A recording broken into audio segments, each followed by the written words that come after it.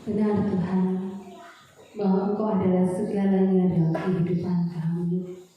Dikala kami menghadapi tantangan-tantangan kehidupan, dikala kami mengalami ketakutan, dikala kami khawatir, hanya Engkau yang sanggup melakukan segala sesuatu. Oleh sebab itu Tuhan, saat ini Engkau sendiri akan menolong kami. Kami akan belajar kebenaran firman-Mu. Kiranya kasih setia-Mu akan senantiasa menolong kami, memperlengkapi kami, bahkan memampukan kami untuk mengerti dan terlebih jauh melakukan kebenaran firman-Mu. Terima kasih Bapa, pakai hamba-Mu, urapi hamba-Mu, perlengkapi hamba-Mu dengan kuat kuasa yang daripada-Mu. Terima kasih Yesus, kami serahkan jam pemberitaan firman-Mu hanya ke dalam tangan yang kudus. Dalam nama Tuhan Yesus Kristus, haleluya. Amin. Silakan duduk kembali Bapak yang terkasih dalam Tuhan Yesus. Salam. Ada sukacita? Amin ya. Mungkin yang di rumah terputus tidak bisa live streaming karena jaringan kita hilang ya. Jadi tidak mengurangi sukacita kita bersama. Kita akan bersama-sama membuka firman Tuhan yang terambil dalam Matius pasal 6. Kita melanjutkan firman Tuhan minggu yang lalu. Matius pasal 6 ayat 31 sampai 34.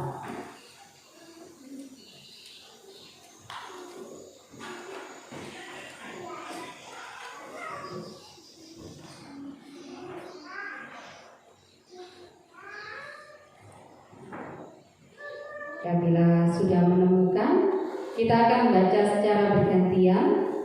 Saya ayat yang ganjil, Bapak Ibu ayat yang genap. Demikian firman Tuhan. Sebab itu janganlah kamu khawatir dan berkata, apakah yang akan kami makan, apakah yang akan kami minum, apakah yang akan kami pakai? Semua itu mencari bangsa-bangsa yang ada di Allah. Akan tetapi Bapa di surga tahu bahwa kamu mengerjakan semua itu. Tetapi carilah dahulu kerajaan Allah dan kebenarannya, maka semuanya itu akan ditambahkan kepadamu.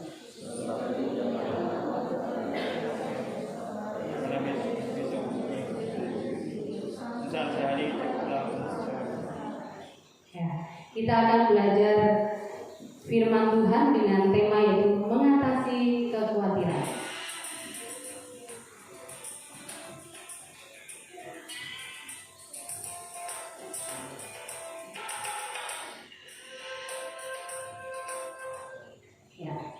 Bapak Ibu yang terkasih dalam Tuhan, saya akan bawa minggu lalu kita 2-3 minggu lalu kita belajar tentang jangan khawatir, ya. Dimana di situ kita belajar bahwa khawatir membuat kita ragu-ragu dan akhirnya tidak percaya kepada Tuhan.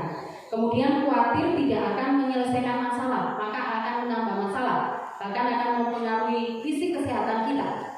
Kemudian khawatir hanya menambah persoalan hidup kita. Nah, seperti halnya ketika kita kita haus, penyelesaiannya adalah minum. Demikian juga minggu lalu kita belajar dikatakan jangan khawatir, karena kalau kita khawatir 3 hal tadi yang sering terjadi dalam kehidupan kita. Oleh sebab itu kita akan belajar tentang mengatasi kekhawatiran. Di dalam bahasa aslinya di sini menggunakan kata merina, artinya yaitu kegelisahan yang memiliki akar kata meriso yang mengandung arti dipisahkan dari sesuatu yang lebih besar menjadi berbagai kelompok. Nah, di sini bahwa dari hasil penelitian ini menemukan bahwa 85% apa yang dikhawatirkan orang tidak akan terjadi. Kemudian dari 15% yang terjadi, 70% dapat dihadapi atau tidak seburuk yang dipikirkan sebelumnya. Nah, mengapa manusia menjadi takut atau khawatir? Di sini bahwa karena manusia mengalami ketakutan dan kekhawatiran itu yang disebabkan oleh perasaan bahwa dalam menghadapi permasalahan atau menghadapi persoalan hidupnya, manusia merasa sendiri. Dia merasa seorang diri dalam menghadapi persoalan hidupnya. Sehingga seringkali ini muncul perasaan tidak mampu menanggung sesuatu yang akan dihadapi atau sesuatu yang sedang dihadapi. Bahwa karena merasa ketika menghadapi persoalan hidup merasa seorang diri sehingga merasa tidak mampu. Nah, disitulah muncul khawatir, takut, gelisah. Nah, Bapak Ibu yang terkasih dalam Tuhan, kita akan belajar bagaimana mengatasi kekhawatiran. Yang pertama, tetap berserah. Kita akan membaca dalam Matius pasal 6 ayat yang 34. Sebab itu janganlah kamu khawatir akan hari besok, karena hari besok mempunyai kesusahannya sendiri. Kesusahan sehari cukuplah untuk sehari. Kita membuka kembali dalam 1 Petrus pasal 5.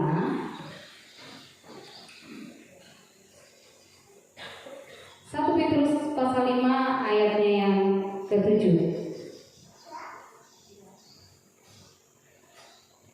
Demikian firman Tuhan, serahkanlah segala khawatirmu kepadanya, sebab Ia yang memelihara kamu. Bapak Ibu dan saudara-saudara yang terkasih dalam Tuhan, di sini bahwa yang pertama harus kita lakukan yaitu tetap berserah, hidup berserah kepada Tuhan. Berserah di sini berarti turut dan mengikuti kehendak Tuhan dalam hidupnya, percaya dan menyerahkan diri pada rencana dan pimpinan Tuhan. Bahwa kita menyerahkan sepenuhnya apa yang menjadi beban kita kepada Tuhan. Percaya bahwa Tuhan akan menolong kita, membantu kita. Nah, di sini bahwa kita harus punya pikiran optimis dan juga positif ketika kita berserah kepada Tuhan. Bahwa kita harus memiliki, selain kita berserah, kita juga harus memiliki pikiran positif dan juga optimis dalam menghadapi pergumulan hidup kita. Nah, nats yang kita baca tadi di sini mengingatkan kita agar kita senantiasa menyerahkan segala kekhawatiran kita kepada Tuhan. Dengan kata lain, jangan pernah meragukan pertolongan Tuhan.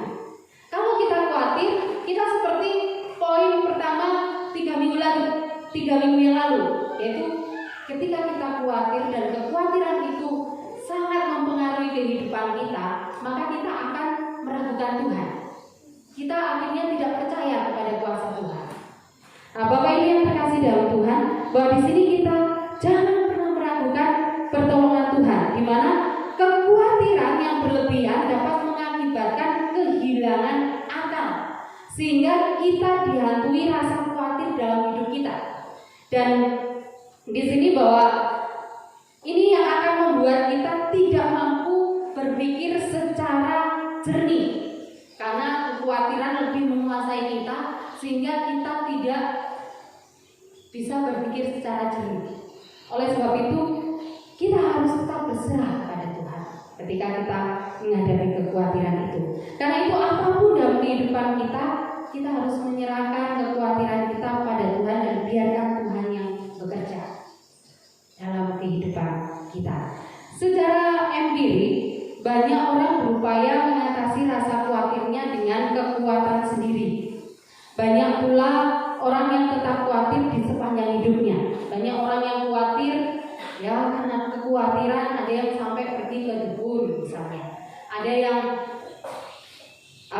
melakukan segala sesuatu supaya merasa tenang.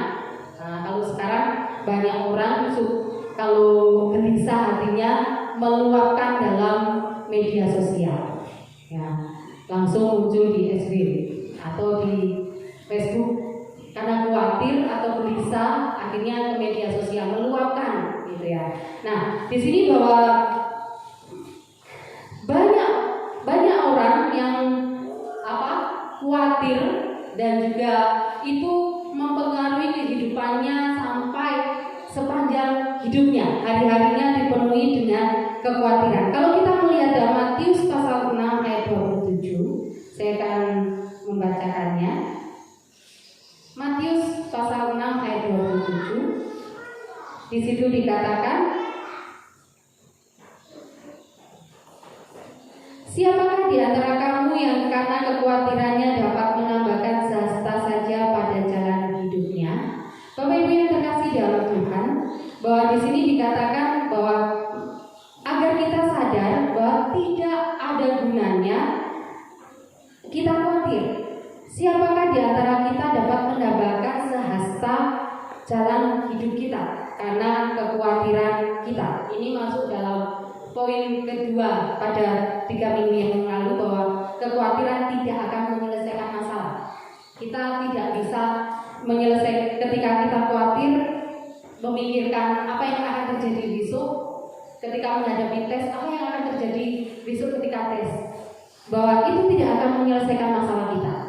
Dan di sini bahwa siapakah yang dapat menambahkan sehari hidup dengan kekhawatiran? Tentu tidak ada, karenanya tidak ada gunanya menyimpan rasa khawatir dalam hati kita. Dalam Matius pasal 6 ayat 34 tadi dikatakan bahwa bahwa kita tidak boleh khawatir. Bahwa sebab itu janganlah kamu khawatir akan hari besok, karena hari besok mempunyai kesusahannya sendiri. Kesusahan sehari cukuplah untuk sehari. Jangan khawatir, karena Tuhan akan menolong hidup kita hari ini.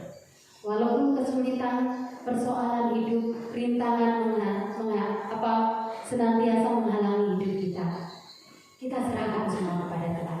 Kita yakin bahwa kita dapat melewati hari ini dengan penyertaan Tuhan.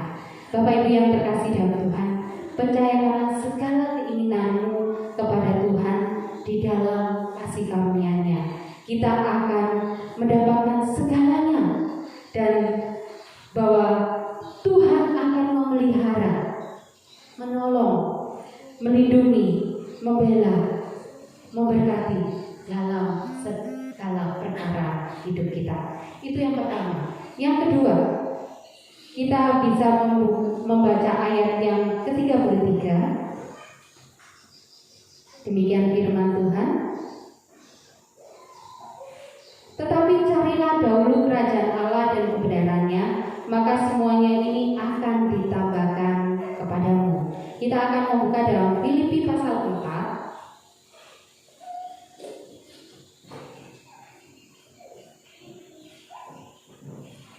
Filipi pasal 4 ayatnya yang ke-6.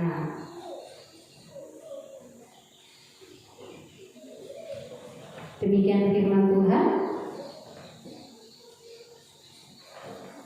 Janganlah hendaknya kamu khawatir tentang apapun juga, tetapi nyatakanlah dalam segala hal keinginanmu kepada Allah dalam doa dan permohonan dengan ucapan syukur. Yang harus kita lakukan yang kedua yaitu tetap berdoa. Bapak Ibu yang terkasih dalam Tuhan, perlu diketahui bahwa kekhawatiran adalah salah satu bentuk dari intimidasi iblis.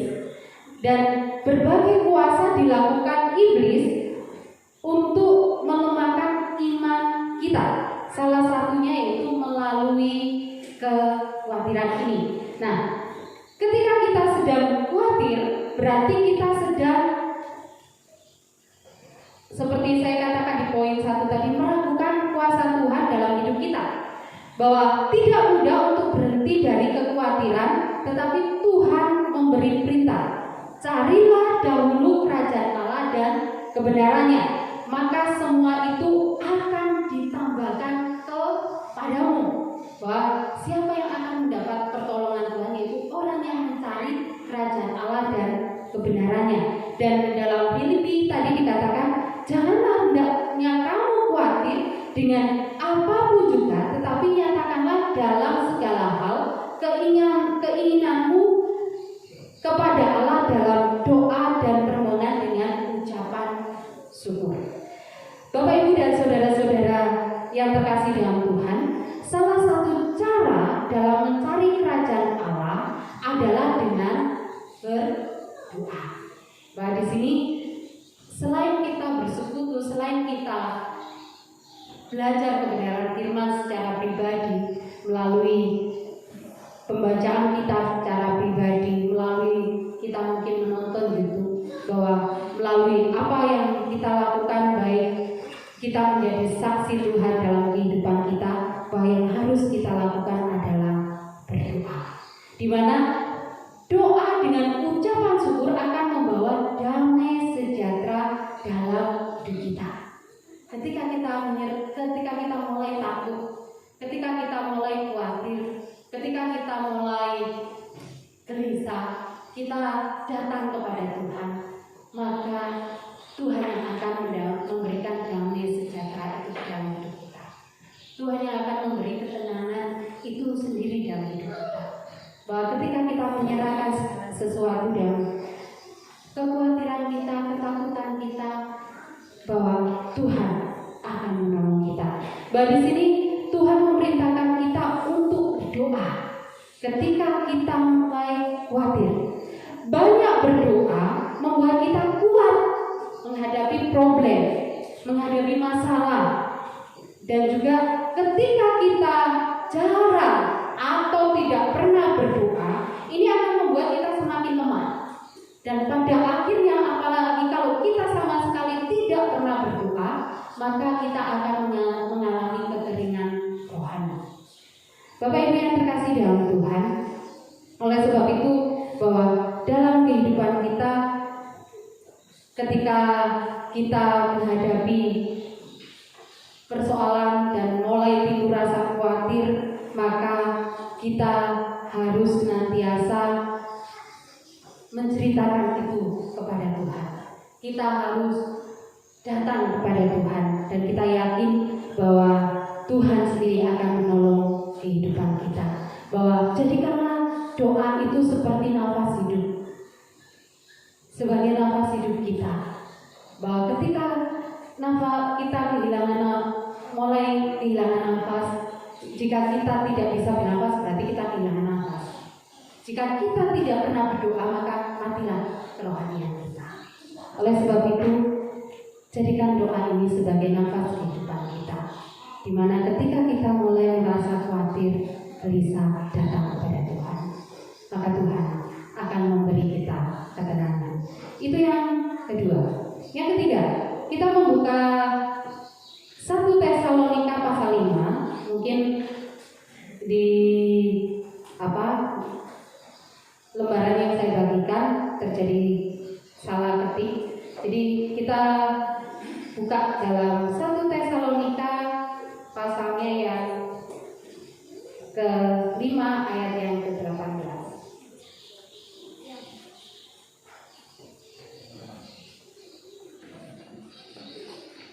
Demikian firman Tuhan. Di situ dikatakan,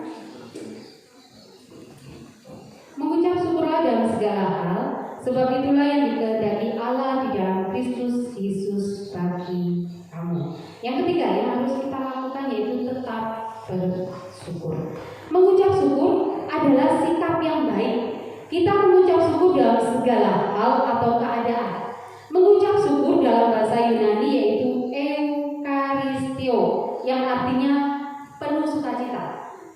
Kemudian berterima kasih. Bahwa ketika kita mengucap syukur kepada Tuhan, berarti kita di situ meluapkan sukacita kita kepada Tuhan. Kita berterima kasih kepada Tuhan. Bapak Ibu yang terkasih dalam Tuhan, sebuah ucapan syukur terucap karena adanya sebuah kesadaran rohani akan kebaikan Allah dalam hidup kita.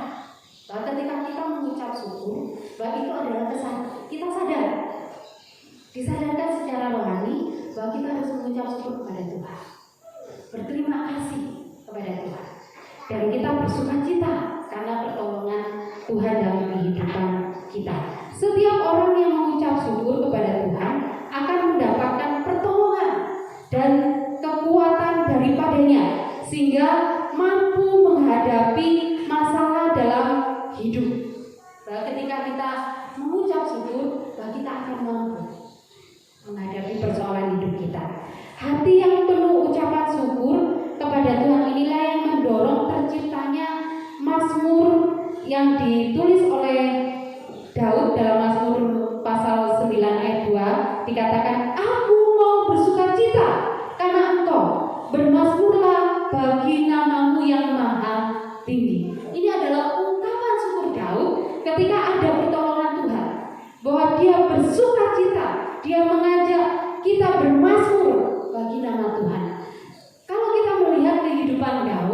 banyak tantangan-tantangan yang dia hadapi. Ketika dia menghadapi Goliat, lawan yang tidak sebanding, di mana Goliat badannya 10 kali lipat lebih besar, tetapi Daud karena dia berserah kepada Tuhan, dia dapat menghadapi itu. Ketika dia menghadapi terlebih lagi dikejar-kejar Saul, dia selalu bersyukur kepada Tuhan.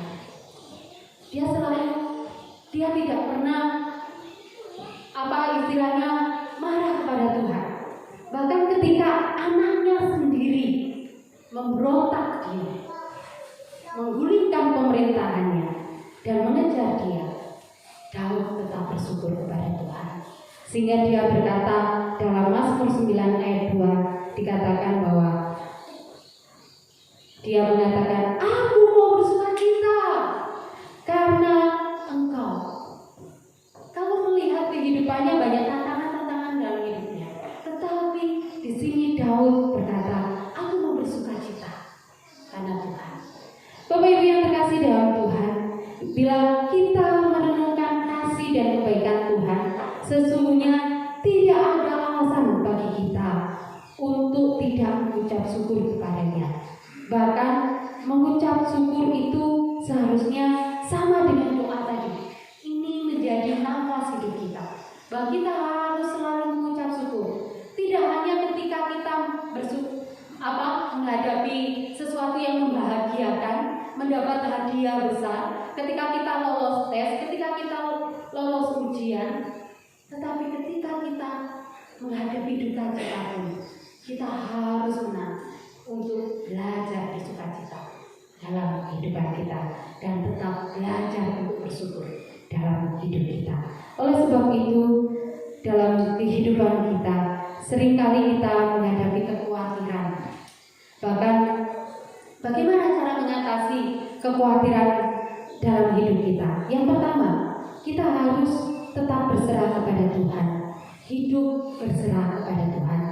Kita juga harus tetap berdoa, hidup dalam doa, dan yang terakhir hidup dalam pengucapan syukur. Bahwa dalam ketiga hal ini, ketika kita tetap berserah kepada Tuhan, ketika kita berdoa kepada Tuhan dan kekhawatiran kita, kegelisahan kita, ketika kita belajar bersyukur dalam keadaan kita, Tuhan akan menolong hidup kita.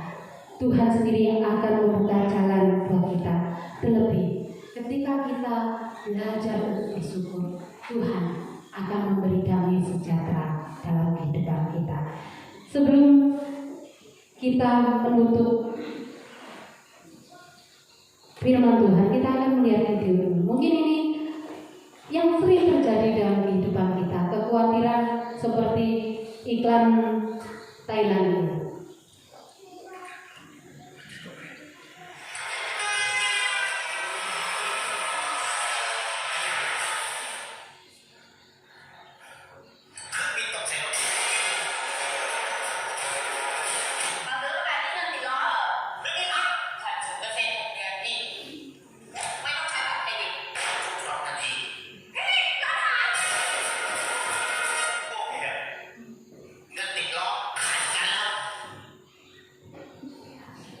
Bapak Ibu, mungkin kita sering seperti Bapak tadi, khawatir, apalagi itu mobil baru, khawatir kalau diambil orang, khawatir kalau kejatuhan pesawat ke apa, tetapi ketika dia asuransikan dia mulai nggak khawatir.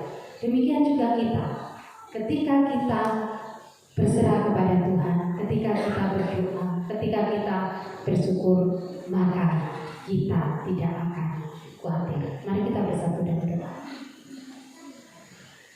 Terima kasih Tuhan untuk hari ini. Ajar kami supaya kami dapat mengatasi kekhawatiran-kekhawatiran, ketakutan-ketakutan dalam hidup kami. Kami sadar Tuhan, seringkali kami